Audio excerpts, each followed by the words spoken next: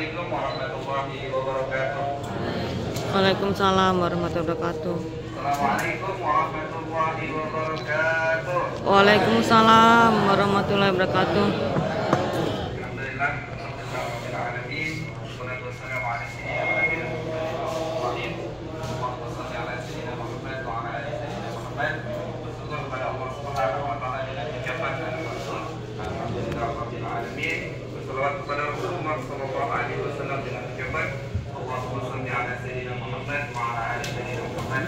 Jamaah sekalian, bagaimana kabarnya hari ini? Sehat semuanya? Alhamdulillah. Tidak ada yang kurang, semuanya aman. Kalau real aja yang boleh berkurang kayak ini ya. Tidak apa-apa, insya Allah semuanya dibelanjakan.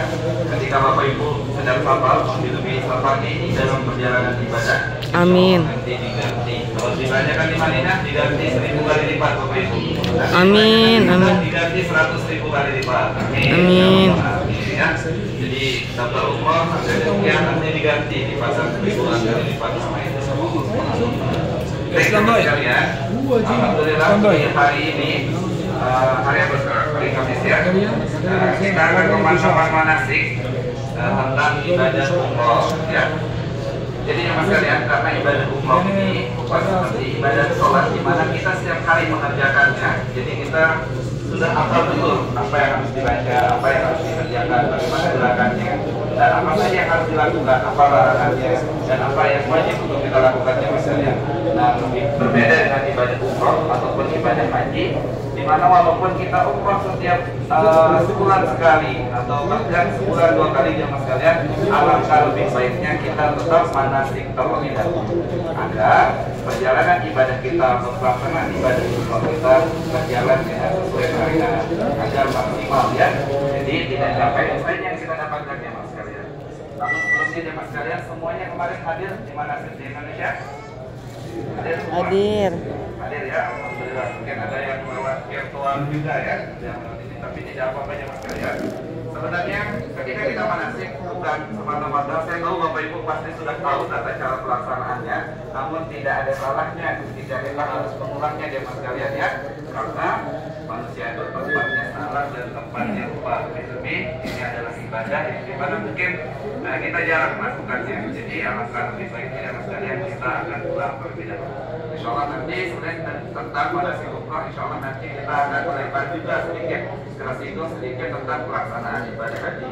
Karena ibadah umroh dan ibadah haji ini ya mas sekalian, dua ibadah yang dimana mirip sekali. Salah satu ibadah yang sangat dicintai oleh Allah Subhanahu wa taala. Dan ibadah haji dan ibadah umroh ini ya mas sekalian, hanya Allah Subhanahu wa taala berikan kepada orang-orang yang dianggap spesial oleh Allah Subhanahu wa taala, yang dimampukan, yang diundang langsung oleh Allah Subhanahu wa taala. Ya mas sekalian yang dirahmati Allah Subhanahu wa taala, insyaallah sekarang kita akan mulai daripada manasik umroh. Namun insyaallah nanti kita akan melebarkan sedikit membahas tentang haji. Insyaallah semuanya tahun depan hajian semuanya, amin ya. Insyaallah semuanya, amin ya rabbal alamin. Jadi kalau kita sudah ada gambarannya, insyaallah nanti ketika kita melaksanakannya, insyaallah dipermudah. Jadi insyaallah jalan-jalan semua wajah jamaah haji semuanya tahun depan atau tahun yang akan datang, amin ya. Baik ya mas sekalian, sebelumnya ada yang pernah berumrah atau ada yang pernah berhaji di sini, boleh angkat tangan? Ya, oke.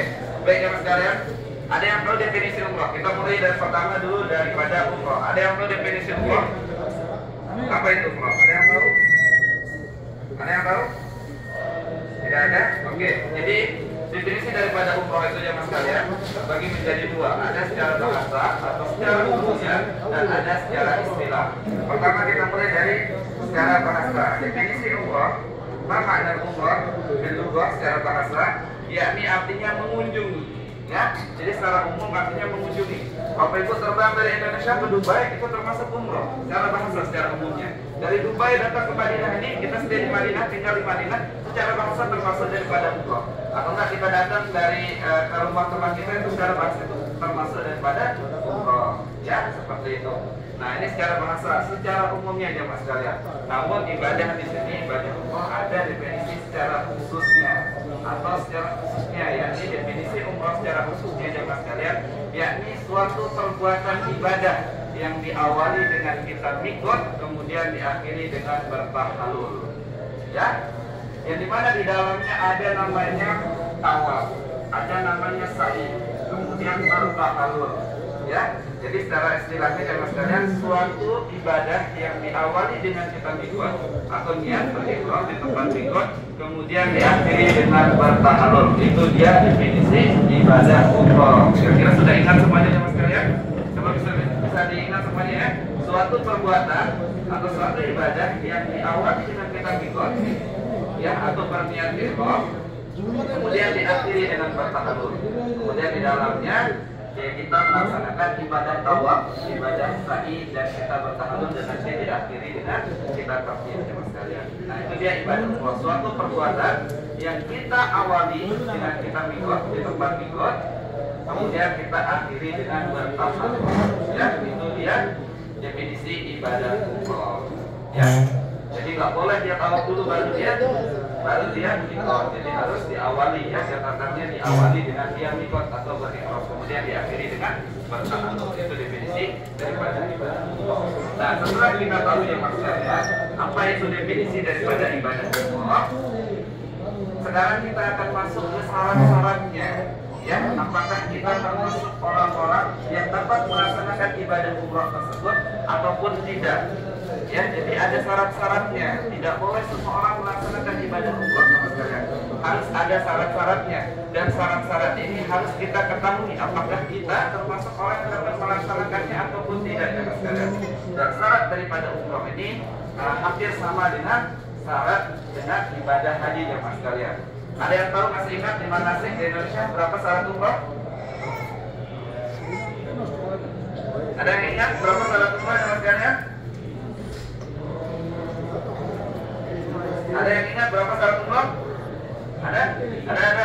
Oke, syarat umroh ada 5 jemaah sekalian. Dulunya ada 6. Sekarang kita mulai apa yang dihapus itu. Namun syarat umroh itu ada 5 jemaah sekalian. Yang pertama yaitu muslim. Kita semua di sini muslim jemaah sekalian. Alhamdulillah, kita sudah masuk ke syarat yang pertama. Kemudian yang kedua yaitu balik. Nah, ada yang belum balik di sini? Ada yang merasa belum balik? Atau ada yang sudah balik 2 kali? Nah, alhamdulillah ya. Bagaimana kalau yang belum balik? Boleh-boleh saja, sah-sah saja ya. Nah, yang pertama muslim, yang kedua balik, yang ketiga berakal. Semuanya berakal. Ini berapa? Berarti masuk ke syarat yang ketiga. Jadi sekali kita ulang menjawab biar ingat. Yang pertama muslim, yang kedua, kemudian yang ketiga, kemudian yang keempat mampu di sini dalam artinya dia mampu secara sosial atau finansialnya maupun secara batinnya jemaah sekalian ya. Nah, termasuk Bapak Ibu di sini masya Allah orang-orang kaya semua, hingga Bapak Ibu mampu untuk datang ke tempat ini jemaah sekalian ya. Kemudian yang kelima yaitu merdeka. Nah, merdeka ini sudah tidak ada jemaah sekalian ya. Merdeka ini sudah tidak ada.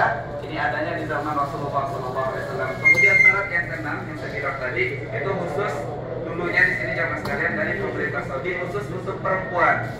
Ya, perempuan dulunya di sini jemaah sekalian harus datang ketika ingin melaksanakan ibadah umroh, harus datang bersama mahramnya. Namun sekarang syarat ini sudah dihapus. Ya, tadi sekali kita ulang biar ingat jemaah sekalian. Yang pertama muslim, kemudian yang kedua, kemudian yang ketiga, kemudian yang keempat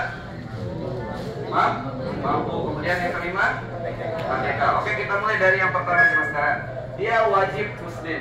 Jadi walaupun semua syarat yang tadi, yang 4 itu masuk, dia balik, dia mampu, dia berakal, dia merdeka jemaah sekalian, namun dia bukan orang yang muslim jemaah sekalian, maka dia tidak boleh melaksanakan ibadah umroh. Jadi ini syarat intinya ya, dia harus muslim. Wajib ini, dia harus muslim jemaah sekalian. Itu syarat yang pertama. Ya, nah jadi walaupun dia memiliki kesehatan, dia memiliki badannya kuat, waktu yang luar jemaah sekalian, namun dia tidak muslim, dia tidak boleh melaksanakan ibadah umroh. Kemudian yang kedua dia balik jemaah sekalian. Intinya balik yang di sini ada tanda-tandanya khusus untuk laki-laki yaitu mimpi basah. Namun sekarang jemaah sekalian karena faktor dan sebagainya, begitu juga untuk perempuan yaitu dia demonstrasi atau kayak gitu sekalian.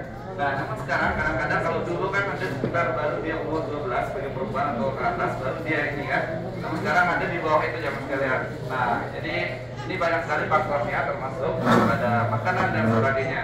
Nah, termasuk daripada balik itu salah satunya dia dapat membedakan mana yang salah dan mana yang benar. Nah, bagaimana kalau untuk adik-adik atau anak-anak yang belum baliknya sekalian, apakah Allah melaksanakan ibadah umroh ataupun ibadah haji? Boleh saja, sah-sah saja. Ya, nantinya selama rukunnya yang dikerjakan itu semuanya terlaksana dengan baik. Ya, jadi boleh-boleh saja pahalanya insya Allah mengalir entah kepada orang tuanya ataupun orang yang membiayainya datang untuk berumroh. Nah, kemudian yang ketiga apa tadi jemaah sekalian? Berakal. Nah, walaupun dia muslim, walaupun dia balik, walaupun dia mampu, walaupun dia merdeka, kalau dia tidak punya akal maka tidak boleh melaksanakan ibadah umroh. Ya, dia tidak boleh melaksanakan ibadah umroh karena bisa jadi nanti dia putar 14 boleh 14 ya. Kemudian nanti bisa jadi dia sa'i dulu nggak boleh. Jadi seperti itu harus berakal ya. Kemudian tadi yang keempat berakal, kemudian yang ketiga berakal, kemudian yang keempat apa jemaah sekalian? Mampu di sini jemaah sekalian, yaitu dia mampu secara materi. Namun jemaah sekalian, masya Allah, terutama ibadah umroh ataupun ibadah haji ini kadang-kadang apa jemaah sekalian, orang tidak punya uang namun dia bisa berangkat, ada saja yang mau berangkat.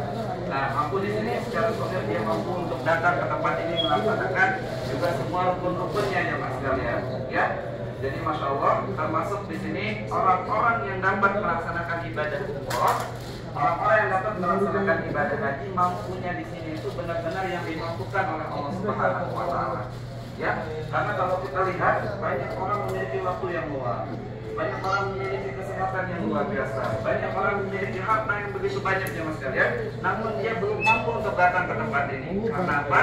Karena dia tidak diundang langsung oleh Allah Subhanahu wa Ta'ala. Jadi bersyukurlah Bapak Ibu kita semua yang ada di sini jemaah sekalian. Sebentar lagi insya Allah besok kita akan melaksanakan ibadah umroh. Lebih-lebih insya Allah kita berangkatnya besok hari Jumat. Insya Allah luar biasa ya. Nah, jadi jemaah sekalian sedikit kita melebar. Jadi selama alam semesta ini diciptakan, selama alam semesta ini diciptakan, Allah Subhanahu wa Ta'ala hanya menyeru 3 kali kepada hamba-hambanya. Apa seruan itu ya Mas sekalian? Seruan yang pertama yang Allah Subhanahu wa Ta'ala serukan kepada hamba-hambanya, yakni seruan untuk berhaji, panggilan. Seruan itu artinya panggilan untuk berhaji dan berumrah. Nah, jadi saat itu Allah menyeru, ya. Nah, Bapak Ibu kita semua di sini termasuk hamba-hamba yang mendengar panggilan daripada Allah Subhanahu wa Ta'ala. Sehingga nanti setelah kita berihram jemaah sekalian, kita sama-sama mengucapkan salah satu sunnah, yakni kita bertalbiyah. Labbaik Allahumma labbaik. Artinya ya Allah kami datang memenuhi panggilan-Mu. Jadi sekarang apa kita menjawab panggilan Allah Subhanahu wa Ta'ala? Bayangkan Bapak Ibu, bapak-bapak dipanggil dengan panggilan cinta oleh istrinya, wahai suami itu senang atau tidak bapak-bapak? Nah, ibu-ibu dipanggil oleh suaminya, wahai istriku yang cantik, jelita, senang atau tidak? Bayangkan kita menyambut panggilan daripada Allah Subhanahu wa Ta'ala. Apakah kita tidak senang? Apakah tidak bergetar hati ini mengucapkan labbaik Allahumma labbaik? Ya Allah, kami datang untuk memenuhi panggilan-Mu. Ya, jadi sedikit kita bahas biar nanti kita rasakan bagaimana luar biasanya ketika kita sadar bahwa yang memanggil kita datang ke tempatnya Allah Subhanahu wa Ta'ala. Apakah tidak bergetar hati? Apakah tidak menetes air mata ini? Ketika kita sadar bahwa ketika kita mengucapkan labbaik Allahumma labbaik, ya Allah kami datang memenuhi panggilan. Tanpa kita sadar sebenarnya mungkin di Indonesia kita tidak tahu itu, bahkan tidak pernah mungkin terlintas di pikiran kita datang berumrah di sini misalnya. Karena kita melihat kesibukan kita melihat mungkin daripada kesehatan kita melihat mungkin jam kerja kita yang padat, kita lihat ekonomi kita dan sebagainya. Namun karena Allah Subhanahu wa Ta'ala memanggil kita mengucapkan labbaik Allahumma labbaik. Semua orang bisa mengucapkan kalimat ini jemaah sekalian. Namun apa? Bersyukurlah Bapak Ibu, semua orang bisa mengucapkannya. Ada yang mengucapkannya di Indonesia dan negara-negara yang lainnya, mengucapkan labbaik Allahumma labbaik. Namun tidak semua orang dapat mengucapkan kalimat ini, mengucapkan labbaik Allahumma labbaik di tempat yang mulia dalam keadaan berikhlas. Bersyukur atau tidak jemaah sekalian? Bersyukur. Nah, jadi karena kita tahu bahwa ini adalah murni panggilan dari Allah Subhanahu wa taala, jadi yang menyebut kita ini Allah Subhanahu wa taala. Jadi apa? Ada tata caranya. Ada tata caranya, ada adab dan sebagainya. Sehingga nanti ketika kita berumrah, setelah kita masuk nanti daripada syarat-syarat umrah ini, kita akan tahu larangan-larangannya ya masyarakat. Karena ada tata caranya, karena ini panggilan spesial, karena ini ibadah spesial yang sudah Allah Subhanahu wa taala langsung. Kita mau ketemu presiden harus melewati checkpoint dan sebagainya diperiksa. Kita mau ketemu gubernur ada checkpointnya. Itu baru makhluk ya masyarakat. Tidak seberapa, tidak ada apa-apanya makhluk. Apalagi kita akan ketemu dengan Allah Subhanahu wa taala. Makanya Bapak Ibu, kita semua di sini ini orang-orang spesial, insya Allah jalan penghuni surga semuanya, amin. Ya, dipanggil oleh Allah Subhanahu wa taala. Jadi kita harus senang semuanya ya. Jadi harus semangat ya. Semangat Bapak Ibu. Semangat ya.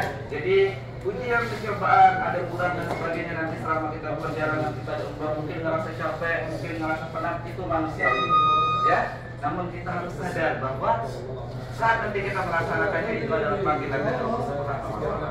Ya, jadi kalau kadang-kadang Bapak Ibu pernah mungkin mendengar cerita yang biasa menceritakan tentang kisah kita, yaitu Laila dan Majnun. Majnun ini tidak ada capek-capeknya kalau yang berkaitan dengan wanita, karena cinta dengan saya. Jadi tolong nanti ketika kita mulai melaksanakan ibadah umrah ini, tolong bisikkan di dalam diri kita bahwa kita mengerjakannya dengan cinta. Ada apa? Ketika kita melibatkannya dengan cinta dan penghambaan kita kepada Allah Subhanahu wa taala, insya Allah nanti kalau merasa capek itu pasti capek ya. Tapi kita bikin alhamdulillah, alhamdulillah. Atau juga capek-capek melaksanakan ibadah umrah jangan sekalian ya.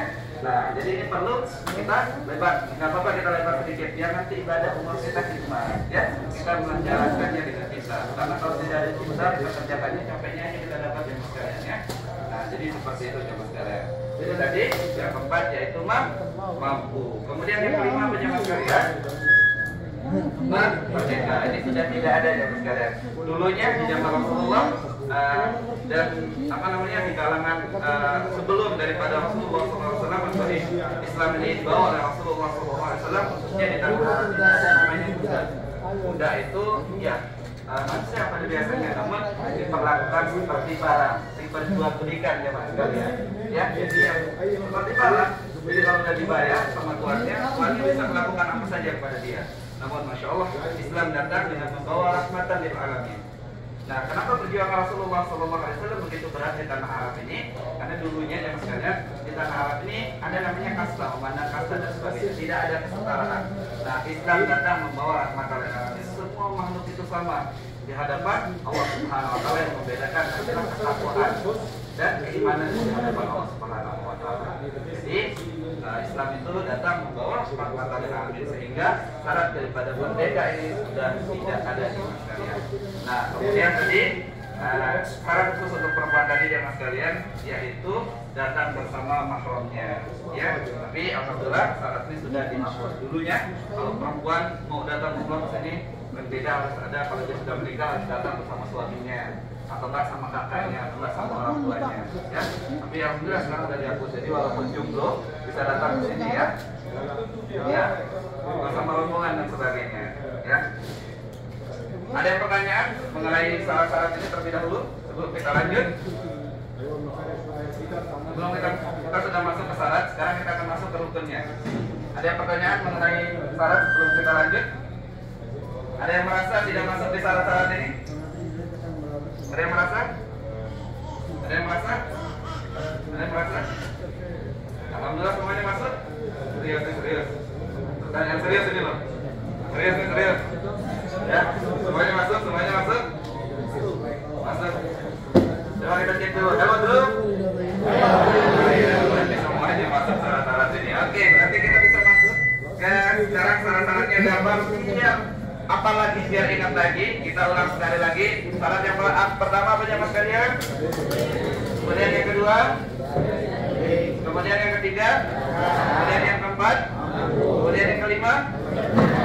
Nah, oke. Khusus untuk perempuan tadi karena sudah dihapus, kita silakan saja, kita tidak sebutkan. Sekarang kita masuk ke rukunnya jemaah sekalian. Sebelum nanti kita masuk ke sunnah-sunnahnya dan larang-larangannya. Sekarang kita akan masuk ke rukunnya terlebih dahulu jemaah sekalian. Rukun umrah ada berapa jemaah sekalian? 4. Serius 4.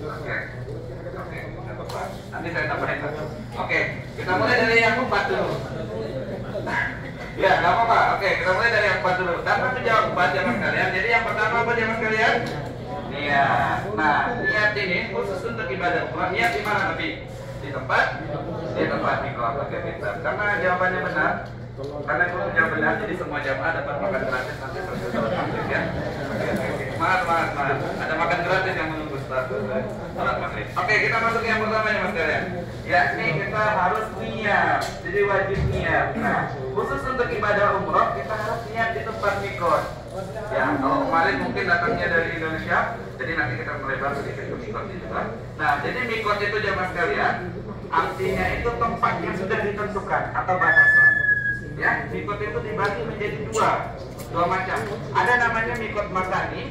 Makan itu artinya tempat. Ya, tempat kita akan menjatuhkannya. Kalau kita besok khusus untuk orang yang datang dari arah kota Madinah, mikotnya di Zulhulaifah atau Bil Ali. Nggak boleh dia mikot di tempat lain. Ya, dia wajib di sana ya mas kalian. Kemudian mikot yang kedua jenisnya itu mikot zamani, mikot waktu. Ini biasanya diperlakukan, digunakan. Kita mikot zamannya besok, yakni ketika kita menjatuhkan niat itu. Misal nanti jam 2, kita menjatuhkan mikot zamannya kita seperti itu. Nah, biasanya ini mikot zamani berlaku di jamaah haji. Jamaah haji itu jamaah sekalian tidak ada mikot makani khususnya. Tidak ada mikot khusus untuknya. Jadi misal jamaah haji ingin berniat haji, tidak ada tempat-tempat khusus. Berbeda dengan umroh, ada tempat-tempat khususnya. Jadi mikot zaman ini berlaku di ibadah haji. Contohnya mungkin yang pernah berhaji, dia niat hajinya itu jamaah sekalian. Ada yang mungkin dari Indonesia yang menggunakan haji ifrad, haji yang berat. Jadi dia haji dulu, baru dia melaksanakan ibadah umroh. Jadi nanti kita masuk ke haji sedikit ya. Nah, kemudian yang menggunakan haji tamattu, dia mikot dari tempatnya berangkat untuk masuk ke Arafah. Mungkin dia berangkat tanggal 8 Zulhijjah, dia keluar dari tempat tinggalnya. Kalau masyarakat kota Mekah dari rumahnya, berarti mikot zamaninya itu pada saat itu. Jika dia berangkat tanggal 8, maka mikot zamaninya tanggal 8. Jika dia berangkat tanggal 9 malam, maka mikot zamaninya pada tanggal 9. Mikot makaninya di tempatnya itu. Kalau jamaah Indonesia biasanya entah haji reguler atau haji plus, biasanya dia mikot zamaninya itu sekitar tanggal 8 dia masuk ke dalam Arafah jemaah sekalian. Nah, mikot zaman ini berlaku di haji. Jadi kalau haji itu tidak ada mikot makaninya yang khusus ya, berbeda dengan ibadah umroh. Nah, itu dia. Jadi harus tempat mikot yang sudah digariskan. Mungkin kalau bapak terbang, mungkin di pesawat yang dari Dubai, saya kurang tahu, biasanya diberitahukan ya, mungkin 1 jam atau enggak 30 menit. Pilotnya bilang 30 menit, kita sebentar lagi. Kalau dia pakai bahasa Indonesia atau bahasa Inggris saya nggak tahu ya. Nah, apa namanya, kita akan melewati salah satu tempat mikot yang sudah ditentukan. Katanya Yalamlam namanya, mungkin diberitahukan. Jadi silakan jamaah yang mungkin langsung akan melanjutkan perjalanan menuju ke Mekah untuk melaksanakan umroh bisa langsung mikot di sini. Jadi kalau pesawatnya Garuda atau Saudia biasanya diberitahukan. Ya, kalau landingnya di Jeddah biasanya diberitahukan ya mas kalian. Nah, mikot ada beberapa tempat mikot, namun khusus untuk kita jemaah sekalian yang datang dari arah kota Madinah ini, nanti mikotnya kita di Bir Ali atau Zulhulaifah. Jadi harus di sana. Nggak boleh, Ustaz, saya mau jalan larangan ihram dari Madinah, nanti saya mikotnya di Mekah aja, di Tanim, nggak boleh. Jadi kalau dia melewati garis yang sudah ditentukan atau tempat mikot yang sudah ditentukan baginya, dia wajib membayar dam ya. Misal ada jamaah dia datang dari kota Madinah, kemudian sampai Mekah dia langsung ingin melaksanakan umroh, tapi dia nggak mau jaga larangan ihram jauh-jauh dari Madinah. Ya, dia mikotnya maunya di Mekah, yang dekat dengan Tanim, yang dekat dengan Masjidil Haram di Tanim. Jadi dia wajib membayar dam, nggak boleh. Ya, jadi kita besok semuanya wajib mikot di Zulhulaifah atau Bir Ali. Nah, itu dia yang pertama, kita niat di tempat mikot. Kemudian yang kedua apa? Tawaf. Nah, jadi tawaf itu ya mas kalian, kita berputar-putar mengelilingi Ka'bah sebanyak 7 putaran. Kita mulai dari Rukun Hajar Aswad dan nanti kita akhiri juga di Rukun Hajar Aswad. Nah, ada catatannya di sini ya mas kalian. Tawaf kita ini kita wajib dalam keadaan suci. Ya, kita wajib dalam keadaan suci. Nggak boleh batal karena tawaf itu identik dengan sholat jemaah sekalian.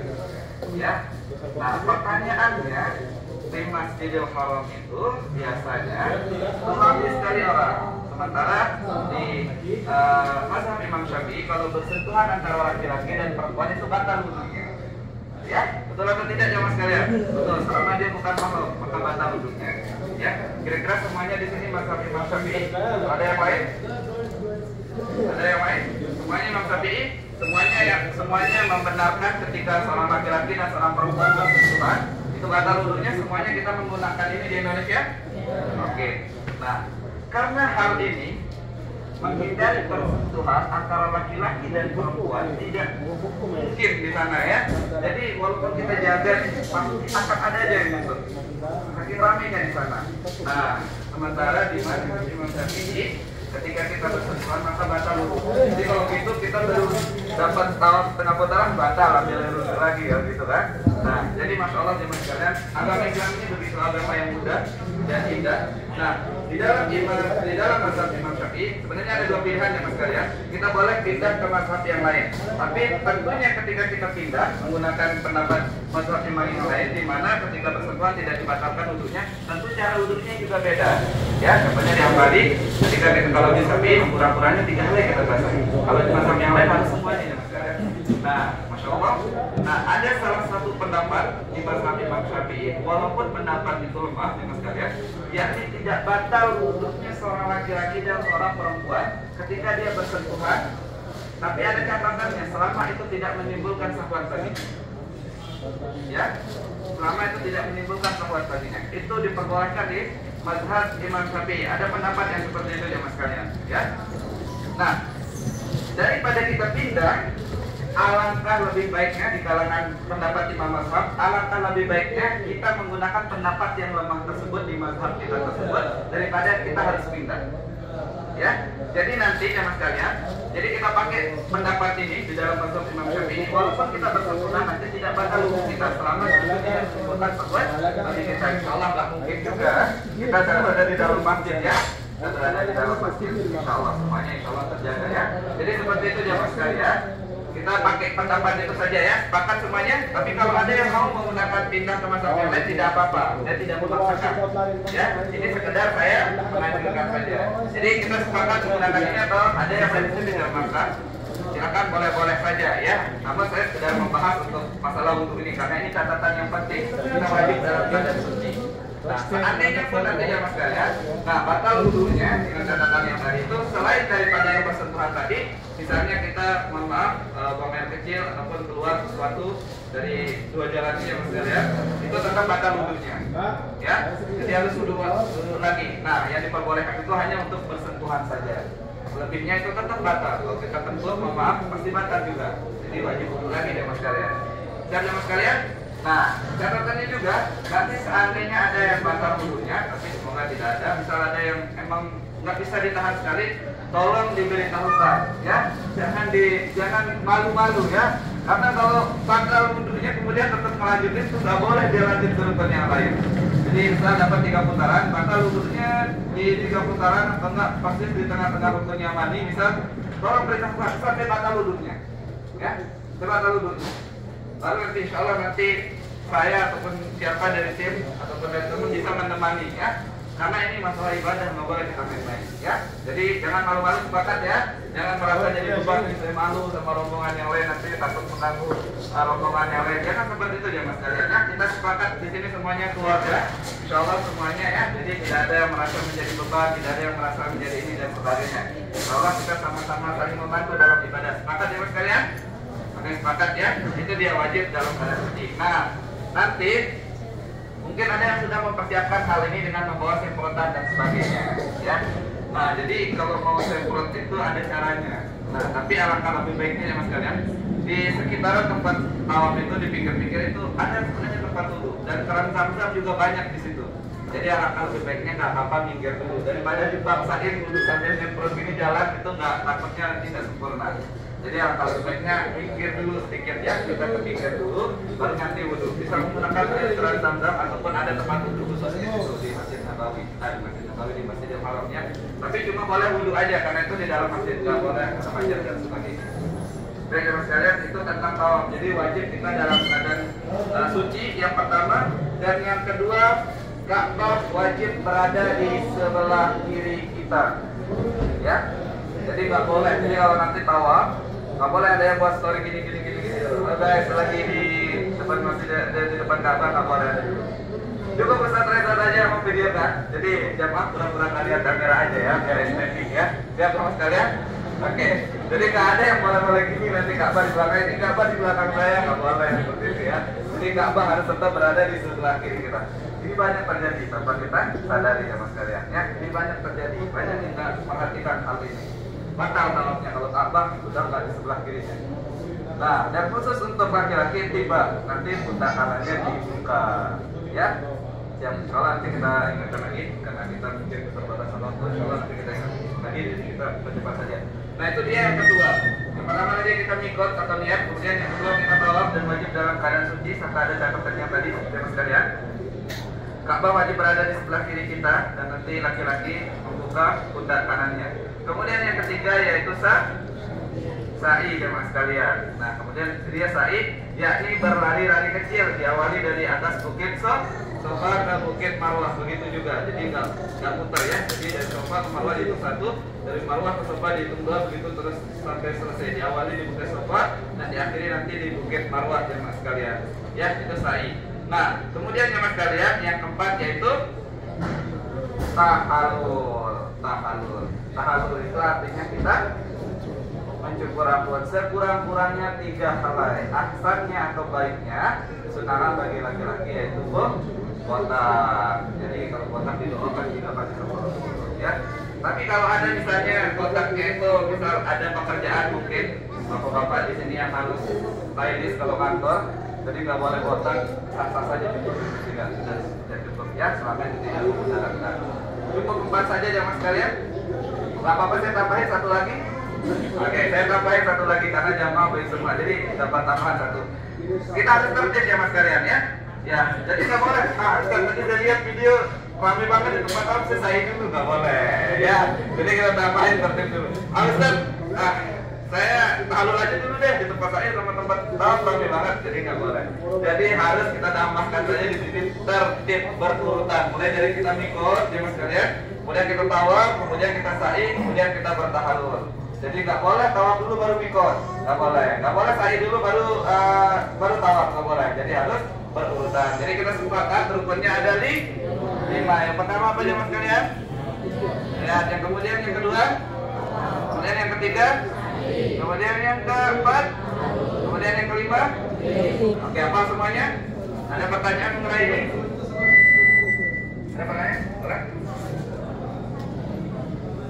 Boleh. Kalau perempuan dari awal mikot terus menggunakan kaos kaki, nanti khusus untuk di tempat sa'i, kalau mau pakai sepatu atau sandal boleh ya.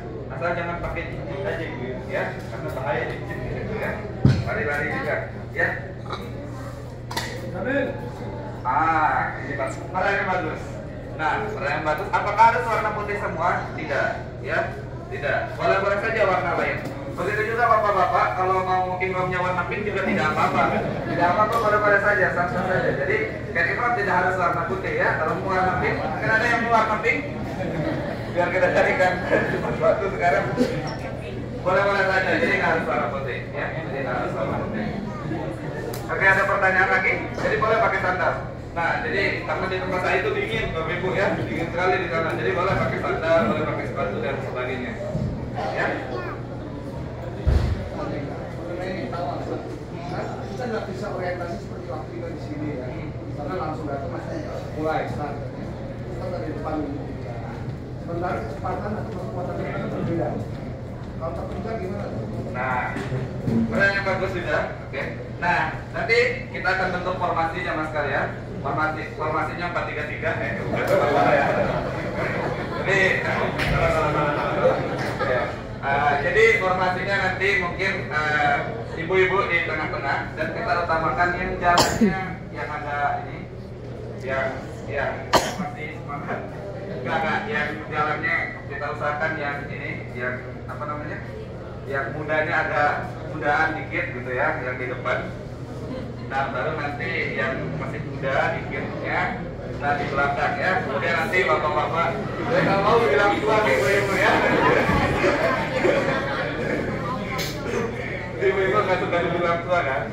Nah, ya, senior betul. Nah, itu duluan kan dari kita.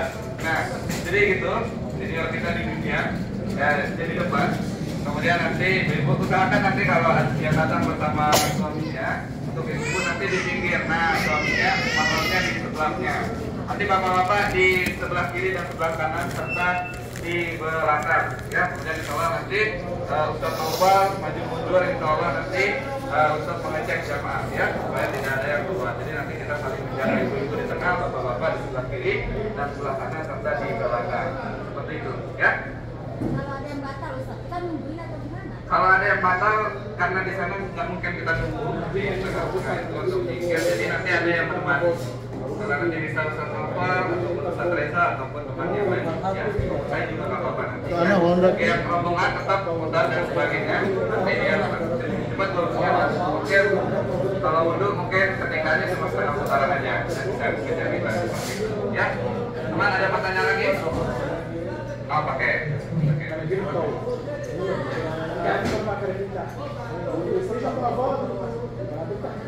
Nah, tips agar wudhu gak batal, jadi nanti kita sampainya di hotel Mekah, kita kasih waktu istirahat dulu. Nanti sebelum berangkat juga kita kasih waktu buat keluarin semuanya, di kada ini dan sebagainya. Sebagian kita kasih waktu, ya, aman-aman seperti itu. Tapi mungkin ada yang memang ada kebutuhan khusus, dia butuh kamar mandi dalam jarak sekian, nggak apa-apa nanti itu kita. Ya.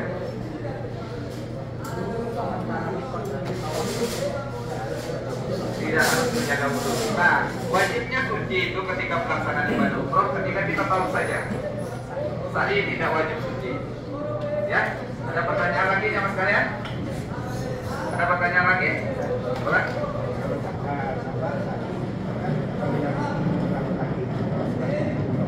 Berarti dari kecil, ya.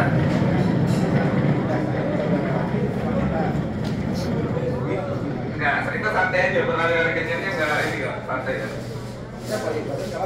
Enggak apa-apa kalau saya enggak apa-apa. Enggak apa-apa. Nanti tetap, insya Allah nanti saya tetap di paling depan untuk mengaturin semuanya ya. Jadi walaupun ada atlet maraton di sini, saya tidak kasih mengeluarkan bakatnya ya. Saya tidak kasih mengeluarkan bakatnya. Aman-aman semuanya ya. Nanti saya di paling depan pasti ya. Oke, ada pertanyaan lagi ya mas ya?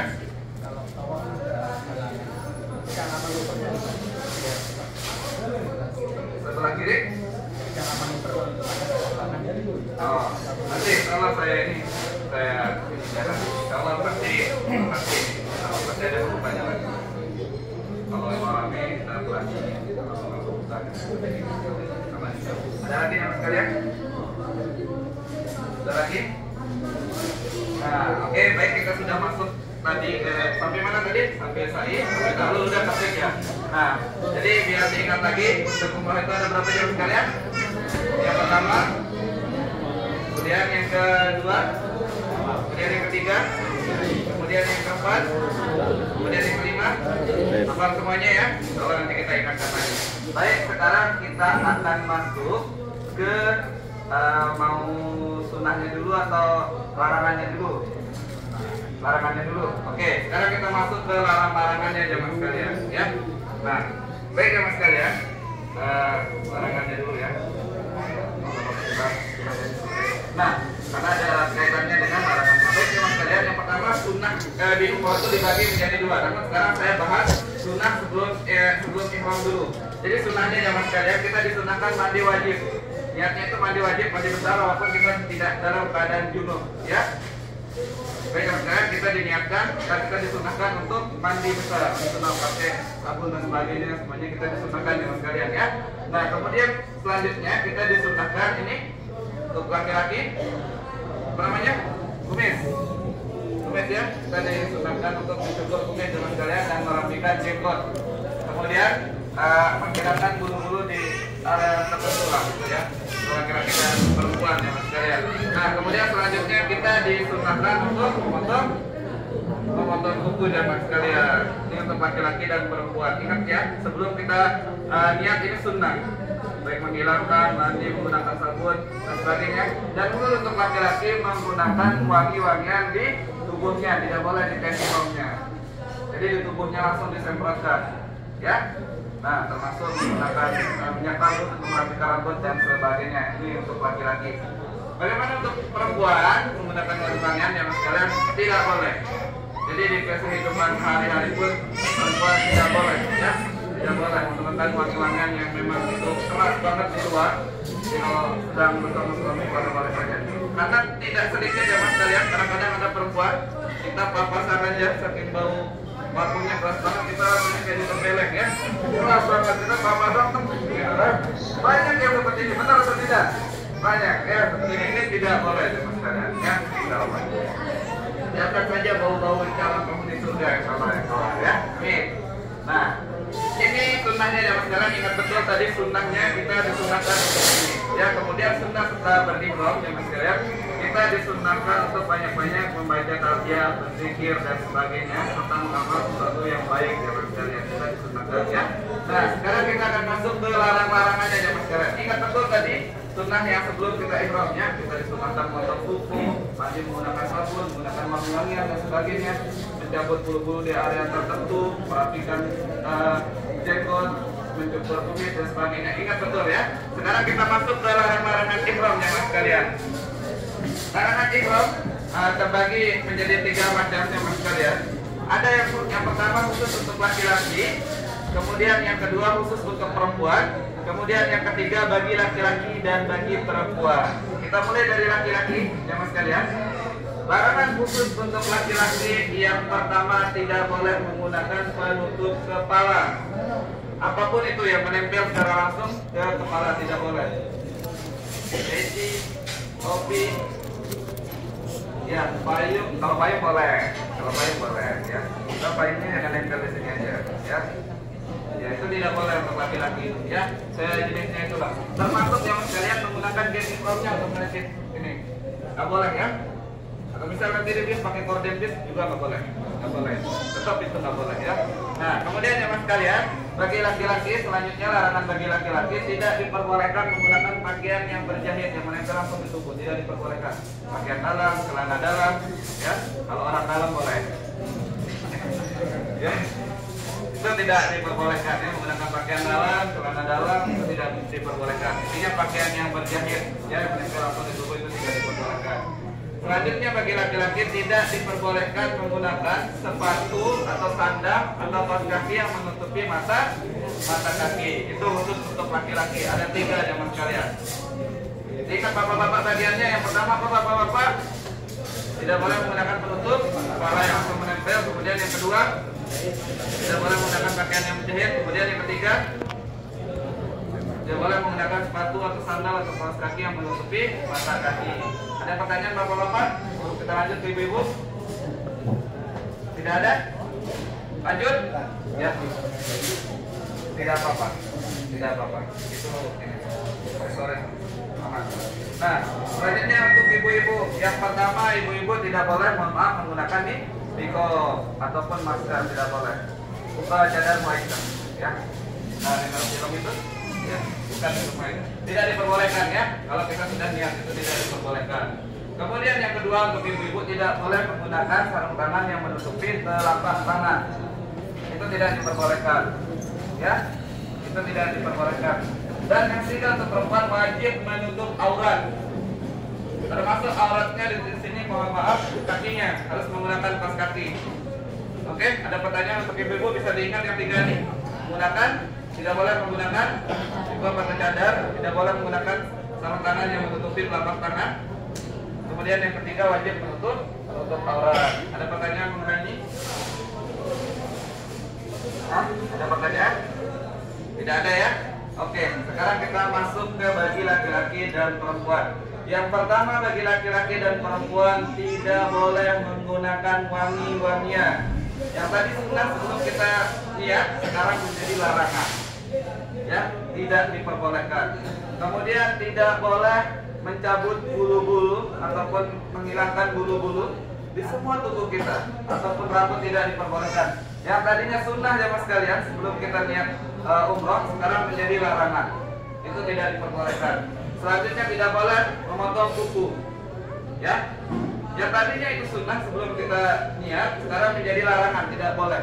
Termasuk misal karena ini sini panas, ada bibir yang kering dan sebagainya, jangan dihilangkan. Atau biasanya di sini juga kan ada kulit-kulit yang biasa terkelupas, di sini itu tidak diperbolehkan. Ya, bagi laki-laki dan perempuan itu tidak diperbolehkan. Nah, kemudian tidak boleh membunuh hewan buruan. Ya, kemudian tidak boleh mencabut rumput-rumput kecil, itu tidak diperbolehkan. Kemudian tidak diperbolehkan mematah ranting-ranting, itu tidak diperbolehkan. Kemudian tidak diperbolehkan bagi laki-laki dan perempuan ataupun pasangan berjumbu.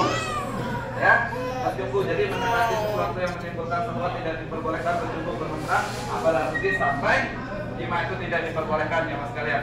Yang ketika kita ini sunnah, namun kan itu ibadah yang sangat luar biasa, namun ketika kita berihram itu tidak diperbolehkan. Baik, termasuk di sini juga larangannya ya mas kalian, tidak boleh melamar ataupun menerima lamaran, termasuk nikahkan itu tidak diperbolehkan. Jadi untuk cewek-cewek, kalau laki-laki idamannya ada yang melamar, kemudian sedang berihram, tahan dulu lamaran ya. Aku tidak menolakmu, tapi tunggu dulu saya lagi berihram.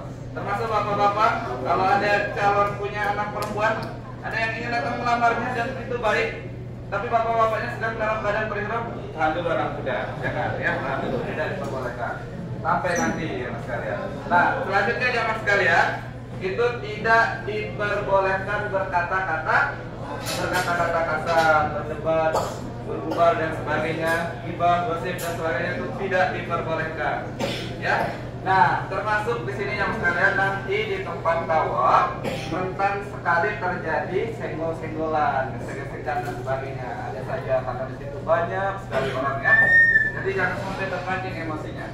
Ya, saya pernah kejadian, saya sedang umroh diri, dan lagi jamaah. Jadi senggol sama orang. Nah ini saya balas lagi, saya balas lagi kan. Di depan terus ketemu lagi yang lebih besar, ya saya nggak berani balas. Ya, jangan sampai harus terjadi ya. Jadi balas jadi jangan sampai sama sekalian ya. Kalau ada yang senggol-senggol, sini balas ya, jangan dibalas ya. Ya, jadi mas sekalian. Jadi senggol-senggolan aja nggak boleh dibalas, apalagi ada yang mengatakan cinta dan nggak boleh dibalas. Ya, sudah nomor. Baik, ada pertanyaan mengenai ini? Kalau untuk mengenai nanti kita ulangi karena keterbatasan waktu. Insya Allah selama perjalanan dari hotel sampai ke tempat mikot dan nanti sebelum kita niat, Insya Allah akan saya ulang lagi sampai nanti kita selesai umroh. Mana larangan ini ya? Biar ibadah umroh kita terjaga. Oke, siap jemaah sekalian? Ada pertanyaan mengenai ini?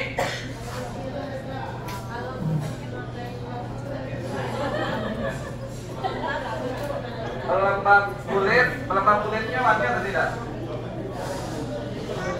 Sunblock biasanya nggak wangi kan? Ada yang wangi? Kalau yang wangi dihindari. Ya.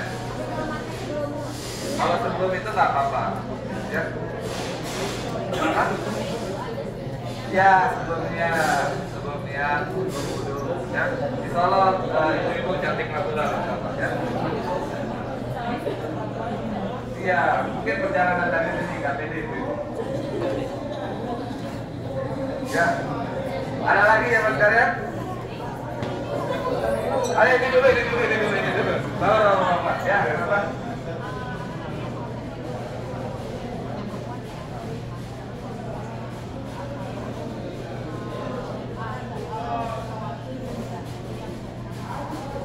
Tidak boleh. Selama dia wangi, tidak boleh. Nah, kan itu sifatnya bukan wangi, tapi kalau emang di situ kan sekarang banyak yang jualan dengan wangi yang tahan sekian katanya kan. Jadi udah diniatin itu supaya wangi, jadi tidak saja.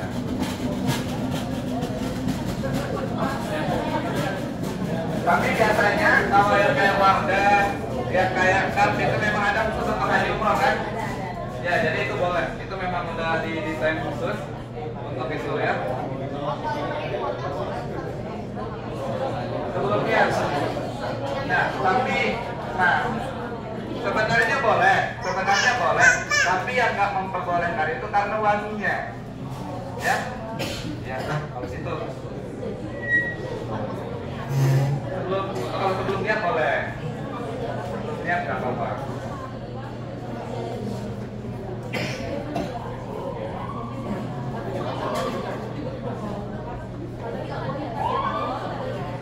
Nah, iya, jadi mandinya dari sini. Kalaupun nanti sampai Mekah, kalau pengen mandi, boleh saja mandi. Tapi jangan pakai sabun yang wangi. Ya, biasanya di hotel ada nyediain pesantren sabun yang putih itu wangi ya. Ya. Jadi intinya yang wangi ya, Kak. Ya. Ya. Ya. Ya. Seperti itu ya. Kalau martabak pandan wangi boleh lah. Ya. Apalagi jangan sekalian, bapak-bapak ada?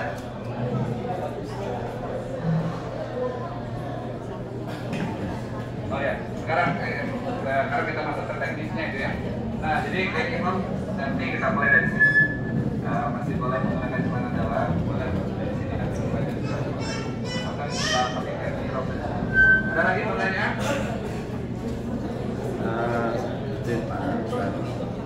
Sebaiknya kapan Bang untuk kita itu terakhir kali potong kuku atau potong puasa? Sebaiknya kapan? Karena besok hari Jumat, kalau dapat sunnahnya ya. Besok hari Jumat, jadi salah satu sunnah di hari Jumat itu potong kuku, merapikan dan semuanya.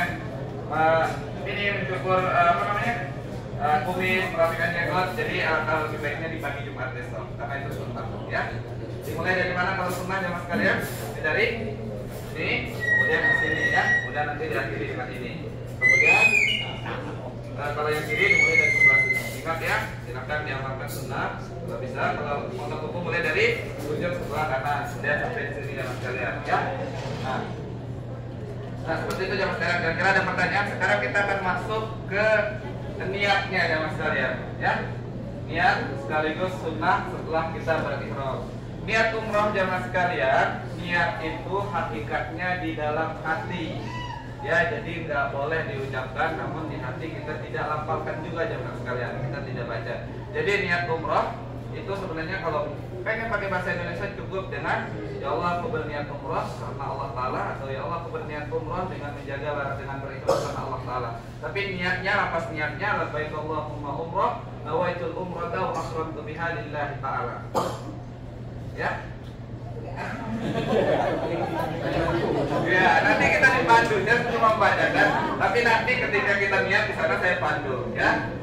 Labbaik Allahumma umrah, nawaitul umrata, bisa juga nawaitul umrata, wa akhramtu bihi, wa akhramtu biha juga bisa, ya. Wa akhramtu biha lillahi ta'ala, karena Allah subhanahu wa ta'ala. Seolah-olah bahasanya seperti ini ya sekarang kalau bahasa Indonesianya. Ya Allah, aku memenuhi panggilanmu untuk berumrah, aku berniat umrah dengan berihram karena Allah Ta'ala. Itu sudah cukup di dalam hati, seperti itu. Insya Allah nanti kita niatnya bareng-bareng juga ya, jadi aman ya mas sekalian. Nah, bagaimana, mungkin ada yang bertanya bacaan khususnya apa ketika kita melaksanakan ibadah umrah, ada yang harus dibaca atau tidak ya? Ada pertanyaan seperti ini, karena kalau di sholat, jadi rukun di dalam sholat ataupun di dalam ibadah itu terbagi menjadi dua jenis rukunnya jamaah sekalian. Ya, ada namanya rukun fi'li atau rukun yang khusus untuk badan kita bergerak dan sebagainya, itu namanya rukun fi'li. Di semua ibadah itu terbagi menjadi dua. Ya, rukun ibadah itu ada namanya rukun fi'li, yang ini gerakan lah istilahnya ya. Kalau di sholat rukun fi'linya kita takbiratul ihram, kita ruku, kita sujud, ya. Kita duduk antara dua sujud, itu termasuk rukun fi'li, rukun yang dikerjakan oleh badan kita. Kemudian rukun yang kedua jamaah sekalian, ada namanya rukun qauli, rukun yang diucapkan. Khusus di dalam sholat, contohnya jamaah sekalian kita wajib membaca suratul Fatihah, kita wajib membaca selawat dan syahadat di tahiyat kita jamaah sekalian. Ya, itu namanya rukun qauli. Nah, bagaimana kalau umroh dan haji? Apakah ada rukun fi'linya? Apakah ada rukun qaulinya jamaah sekalian? Tidak. Yang ada di ibadah umroh ataupun ibadah haji itu adanya rukun fi'li saja, fi'liyah saja, rukun gerakan saja. Jadi murni ibadah haji ataupun ibadah umroh itu murni ibadah badan, ibadah jasad kita yang diuji, yang bekerja semuanya melaksanakan ibadah itu badan kita ya. Jadi, kalau tidak ada bacaan khususnya, misal Bapak Ibu dari tempat mikot misal melaksanakan ibadah haji, dari mulai mikot sampai selesai haji diam aja, nggak baca apa-apa, tetap hajinya sah. Bapak Ibu nggak dipanggil dengan haji diam, tidak ya. Begitu juga umrohnya ya, dari waktu haji diam ya. Begitu juga umrohnya dari tempat mikot sampai nanti tahallul diam aja, nggak baca apa-apa, tetap sah ya. Tidak ada bacaan khususnya. Namun sayang sekali nanti kalau kita tidak membaca doa-doa ya. ketika kita sedang perjalanan untuk menuju Mekah, kemudian ketika kita tawaf, ketika kita sa'i, karena di waktu-waktu itu jemaah sekalian adalah waktu-waktu yang sangat mustajab untuk kita berdoa. Dan insya Allah nanti jemaah sekalian ada doa-doa yang memang disunnahkan yang sering diamalkan Rasulullah ketika sedang umrah ataupun tawaf. Jadi kita disunnahkan dari rukun Hajar Aswad sampai rukun Yamani, kita disunnahkan membaca Subhanallah walhamdulillah wala ilaha illallah wallahu akbar wala haula wala quwwata illa billahil azim wassalatu wassalamu ala rasulillah Muhammadin sallallahu alaihi wasallam. Oke. Nah, kita disunahkan kemudian dari rukun Yamani sampai rukun Hajar Aswad kita disunahkan membaca doa sapu jagat. Ada yang tahu? Namun insya Allah nanti dari putaran pertama sampai putaran terakhir insya Allah nanti saya akan bimbing doa. Putaran pertama beda doanya, mungkin di buku yang dibagikan di situ pakai doa yang sunnah tadi saja. Insya Allah nanti ada doa yang saya bimbing insya Allah. Nanti saya baca dulu baru diikuti ya. Insya Allah nanti saya jelaskan lebih detailnya jemaah sekalian. Seperti itu ya. Sudah cukup karena sebentar lagi maghrib. Nah, sekarang kita bahas tentang teknis. Mungkin sama Ustaz Topal atau siapa? Ya baik, sekarang itu dulu dari saya. Kalau ada kurangnya silahkan ditambahkan, kalau ada lebihnya silahkan buat Bapak Ibu ya. Ya sekian, assalamualaikum warahmatullahi wabarakatuh. Kalau nanti kita jelaskan lagi ya, kalau ada persoalan sebagainya, kalau ada yang mau ditanyakan di Japri atau tadi aja ya. Oke, sudah Bapak Khair untuk manasiknya. Lalu sedikit membahas ya Bapak Ibu terkait dengan teknis besok. Jadi besok itu untuk menuju ke aku agak sedikit cepat ya Bapak Ibu, soalnya udah sedikit lagi mau ada. Jadi besok itu kita insya Allah ke Mekahnya akan naik kereta cepat, dan kereta cepatnya itu jadwalnya di 16.50. Nah maksimal kita sudah berangkat dari hotel itu jam 14.00 atau jam 2. Nah untuk bisa mempercepat prosesnya supaya kita bisa maksimal berangkat di jam 2, nanti untuk perlengkapan yang Bapak Ibu bawa di dalam koper bagasi maupun di koper kabin itu sudah keluar di kamar, sudah siap, sudah ready. Itu di jam 9 aja Ustaz ya? Ustaz? Jam 9 ya? Iya, soalnya karena besok hari Jumat, jadi kemungkinan lift kredit Bapak Ibu, jadi kita nggak apa-apa lebih awal aja disiapin. Ya.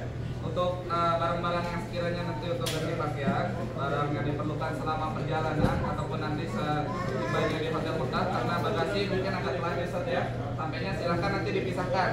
Mulai dari malam ini silakan dipisahkan baik di tasnya ataupun di koper kabinnya. Kalau sekiranya mau dibawa nanti ke kereta cepat, silakan nanti dibawanya pas turun kumpul aja itu. Atau kalau mau ditaruh bersama koper bagasi juga nggak apa-apa. Seperti itu ya. Jadi dipersiapkan semua perlengkapannya. Lalu yang tadi perlengkapan yang memang sekiranya dibutuhkan saat perjalanan menuju ke Mekah atau nanti setiba di Mekah itu dipisahkan ke tas kecil atau tas beginian gitu ya. Nah nanti untuk kopernya itu betul tadi kata Ustadz. Jadi koper bagasi itu nanti akan jalan bersama dengan kita dengan bis yang sama di jam 2. Nanti ketika sudah sampai di stasiun, supirnya itu akan ngedrop kita untuk masuk kereta cepat. Nanti supirnya langsung jalan sendiri ke Hotel Anjung. Jadi bagasinya nanti kita terima itu setelah kita sudah sampai di Hotel Anjung. Kita nggak bawa ya selesai umroh ya. Bisa selesai umroh atau kalau misalnya ya dia bisa lebih cepat sih sebelum umroh. Cuma untuk lebih jaga-jaga sudah dipisahkan dari awal ya Bapak Ibu ya. Jadi untuk yang dibawa naik pertama sedikit Bapak Ibu. Jadi untuk yang sekiranya itu catatannya sekiranya itu diperlukan selama perjalanan, panggilannya Bapak Ibu atau apa, charger handphone, charger dan apa powerbank dan sebagainya, ataupun nanti ada misal kayak barang anak-anak untuk apa namanya nanti sampainya di Hotel Mekah dan sebagainya itu diperlukan. Ataupun gantian misal ibu-ibu nggak mau pakai pakaian putih dulu dari sini, nanti gantinya di Hotel Mekah bisa nanti dipisahkan. Ya seperti itu ya. Nanti dibawanya naik ke kereta cepat, kita pakai koper kabin yang kecil ataupun pakai tas traveling dan sebagainya. Nanti itu dibawa turunnya pas kita kumpul mau berangkat ke tempat mikot. Jadi biar nanti soalnya kan kalau diturunin berbarengan sama bagasi, biasanya nanti di packing bagasinya lebih awal sama pihak handling di sini, takutnya di dalam nanti nyampe di stasiun keretanya nuruninnya agak ribet. Jadi biar nanti agak terpisah.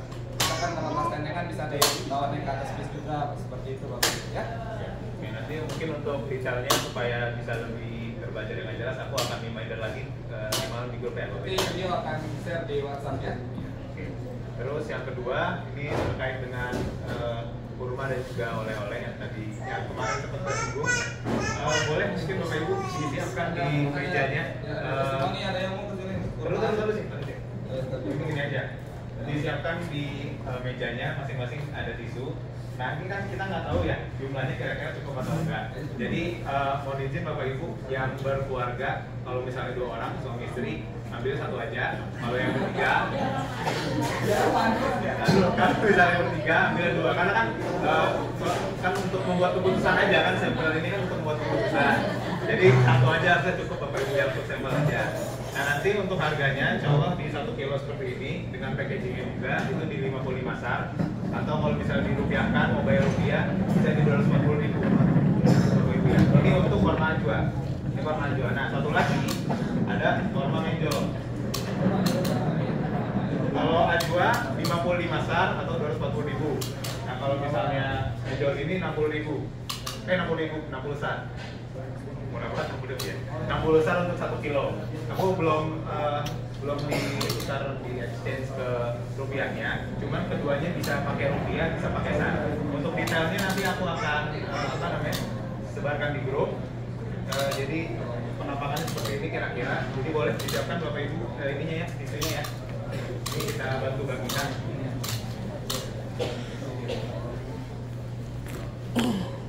Nah yang kedua, ini untuk forma ya. Cek. Dan